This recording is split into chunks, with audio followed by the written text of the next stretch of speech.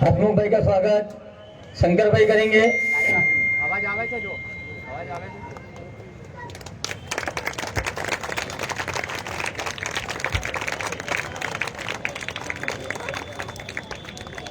भूमिका बेन, खुशबू बेन, ऋतुरा साहब का स्वागत करेंगे।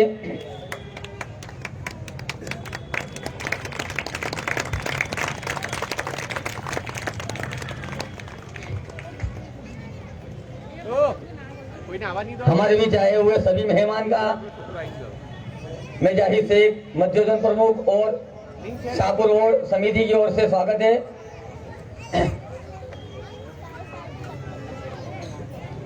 हमारे बीच हमारे जो मेहमान हैं हसमुख भाई पटेल जो 2 शब्द कहेंगे और दिल्ली का जो काम है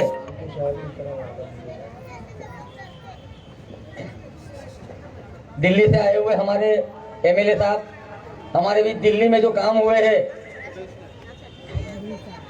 वो तमाम काम को आपको बताएंगे कि किस तरह दिल्ली में केजरीवाल जी की जो सरकार है उन्होंने फ्री में बिजली, पानी, शिक्षा और आरोग्य फ्री में मुहैया कराया है। उसको बात करेंगे ऋतुराज साहब।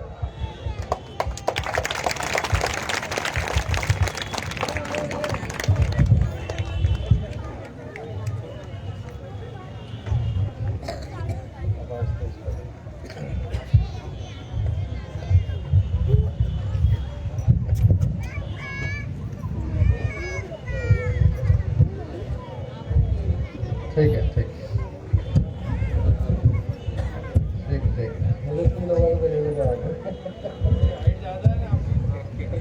कर दो, यहीं से कर दो, यहाँ से कर दो। मेरे साइज का माइक कहीं नहीं मिलता है।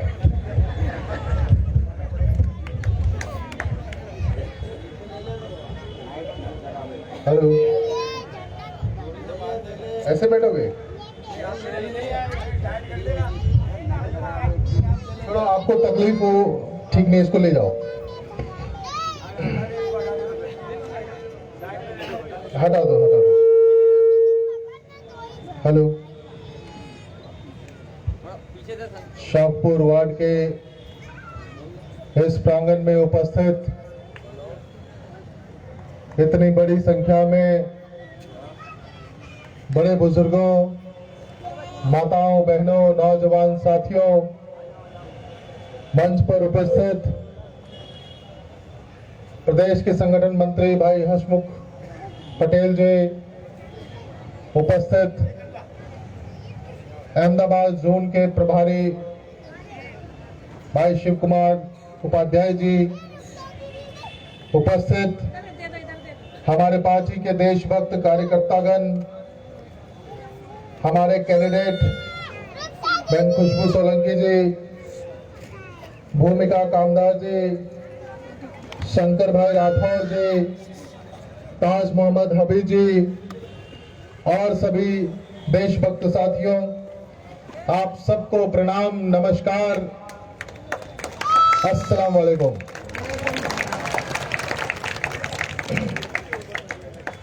जैसा कि मेरे बारे में परिचय दिया गया है कि मेरा नाम ऋतुराज झा है, एमएलए है दिल्ली में। केजरीवाल जी ने 2 बार एमएलए बना दिया।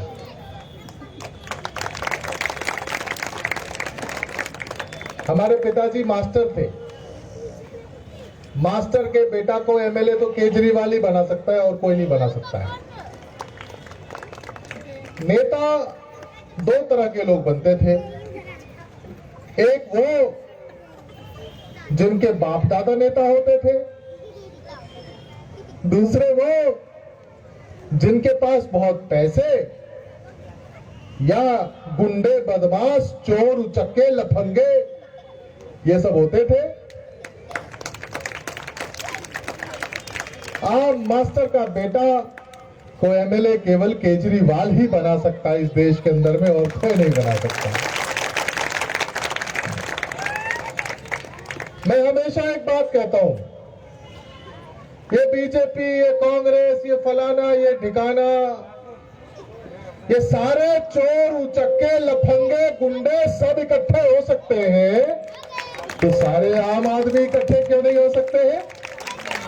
सारे अच्छे लोग इकट्ठे क्यों नहीं हो सकते हैं? अभी बीजेपी के लोग, इनके नेता, इनके बाप दादा श्यामा प्रसाद मुखर्जी कहते थे अंत्योदय करेंगे। अंत्योदय का मतलब होता है पंक्ति में खड़ा हुआ अंतिम व्यक्ति का भला करेंगे। पंक्ति में खड़ा हुआ अंतिम व्यक्ति कौन होता है? हम और आप हैं, आम लोग हैं, रिक्शा वाला, ठेला वाला, खोमचा वाला, है कि नहीं? छोटा मोटा काम करने वाला, घरों में काम करने वाला, मजदूर होता है, किसान होता है, तो है कि नहीं? और ये कांग्रेस वाले कहते थे गरीबी हटाओ, गरीबी हटाओ, गरीबी हटाओ, गरीबों का कल्याण करेंगे। एक ही बात है जो बीजेपी वाले भी कहते थे, जो कांग्रेस वाले भी कहते थे, मतलब एक ही है कि गरीब आदमी का भला करेंगे। नहीं करा किसी, पर किया क्या? किया किसी ने? गरीब का भला कैसे होता है? गरीब का गला देखो, मुझे भाषण वाषण नहीं देने आता है, मैं तो सीधी सीधी बात करता हूं, मुद्दे की बात करता हूं, काम की बात करता हूं और करके फिर चला जाता हूं। गरीब आदमी का भला कैसे हो सकता है, सोचने का विषय है। आज इस देश में गरीब से गरीब आदमी भी सरकार को टैक्स देता है। हमारे समाज में सबसे गरीब आदमी किसको माना जाता है? तो एक भिखारी को, जो भीख मांगता है, दूसरे पे आश्रित होता है। लेकिन वो भी जब माचिस खरीदता है, साबुन खरीदता है, नमक की थैली खरीदता है, छोटे छोटे सामान खरीदता है, sales duty, excise duty, GST, हर वो टैक्स भरता है। और वो पैसा किसको मिलता है? सरकार को मिलता है, केंद्र की सरकार को, राज्य की सरकार को, निगम की सरकार को। मेरी बात समझ रहे? यानी हिंदुस्तान में कोई भी ऐसा आदमी नहीं है जो डायरेक्ट और इनडायरेक्ट सरकार को टैक्स नहीं देता है। जब सरकार को हम टैक्स देते हैं तो बदले में हम क्या उम्मीद रखते हैं कि भैया सरकार आम लोगों के लिए काम करे, पंक्ति में खड़ा हुआ अंतिम व्यक्ति का भला करे। पंक्ति में खड़ा हुआ अंतिम व्यक्ति का भला कैसे होता है? दिल्ली में केजरीवाल जी 200 यूनिट बिजली फ्री में देते हैं, घर घर पानी फ्री में देते हैं। महिलाओं के लिए पूरे दिल्ली के अंदर कहीं भी चले जाओ, घूम करके आओ, काम पर जाओ, नौकरी पे जाओ, मंदिर जाओ, मस्जिद जाओ, पार्क में जाओ, कहीं भी जाओ, कहीं से घूम करके आओ, पूरे 30 दिन महीने के सुबह जाओ, शाम को जाओ, दोपहर को जाओ, कोई किराया बस में नहीं लगता है। गरीब का बच्चा भी अच्छे स्कूल में पढ़ सके, इसके लिए शानदार सरकारी स्कूल बनवा दिया है, शानदार मोहल्ला क्लिनिक बना दिया है। पहले जब हम लोग जीते थे 2015 में, तो लोग हमारे पास आते थे और कहते थे कि विधायक जी हमारा बेटा का एडमिशन फलाने वाले प्राइवेट स्कूल में करा दो। सिफारिश आती थी कि बच्चों का एडमिशन प्राइवेट स्कूल में करा दो। अब सिफारिश आती है कि हमारे बच्चे का एडमिशन फलाने वाले सरकारी स्कूल में करा दो। पूरे हिंदुस्तान में एकमात्र राज्य है जहां के सरकारी स्कूल को प्राइवेट स्कूल से भी बेहतर कर दिया। खाली भाषण में नहीं, रिजल्ट, प्राइवेट स्कूल का रिजल्ट आता है 94%, सरकारी स्कूल का रिजल्ट आता है 98%। 25 साल में नहीं, केवल 5 साल में करके दिखा दिया। भैया पंक्ति में खड़ा हुआ अंतिम व्यक्ति का भला कैसे होता है जब बिजली का बिल 0 आता है, घर घर पानी मुफ्त मिलता है, महिलाओं की बसें फ्री हो जाती है, बच्चों के लिए अच्छे सरकारी स्कूल बन जाते हैं, मोहल्ला क्लिनिक बन जाता है, गरीब का इलाज चाहे 20 लाख का हो उसका जान बचाने के लिए सारा पैसा सरकार देती है। ऐसे हर परिवार को कम से कम 10 से 15,000 20,000 रुपया महीना बचता है और उस बचत से हर आदमी का परिवार और फलता फूलता है, वो अपने बच्चों पर और खर्च कर पाता है, परिवार पर खर्च कर पाता है। इस प्रकार से पंक्ति में खड़ा हुआ अंतिम व्यक्ति का भला हो पाता है। चाहे मजदूर हो, चाहे किसान हो, चाहे जवान हो, सबका भला किसी ने किया तो केजरीवाल ने किया। तो भैया दिल्ली की जनता को अगर फ्री बिजली मिल सकती है तो गुजरात की जनता को मिलना चाहिए कि नहीं मिलना चाहिए?